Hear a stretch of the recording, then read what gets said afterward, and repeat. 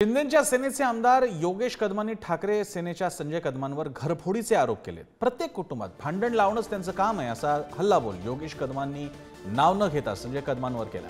तर जनता योगेश कदमांचा योग्य कार्यक्रम करेल असं उत्तर संजय कदमांनी योगेश कदमांना दिलं। विरोधकांनी नेहमी असा प्रयत्न केलाय की आमच्यामधले हे वाद अजून वाढत राहावेत। शेवटी माझा जो विरोधक आहे, माझं नाव घ्यायचं नाही, जो माझ्यासमोर निवडणूक लढवणार आहे, त्यांनी आजपर्यंत गावागावामध्ये वाडीवाडीमध्ये हेच केलेलं आहे। त्याला एकही रुपयाचा विकास करता आलेला नाहीये, परंतु प्रत्येक वाडीत भांडण लावणं, प्रत्येक कुटुंबामध्ये भांडण लावणं, प्रत्येक गावामध्ये भांडण लावणं आणि भांडण लावली की गावाची दोन फळी होतात, दोन ग्रुप होतात, मग एक ग्रुप आपल्याकडे ठेवणं ही त्याची काम करण्याची नीती आहे। आणि म्हणून ह्या नीतीला कदाचित ते बळी पडले असतील, पण नक्कीच ह्यापुढे भविष्यामध्ये आम्ही एकत्र यायचा पुन्हा प्रयत्न करू ना।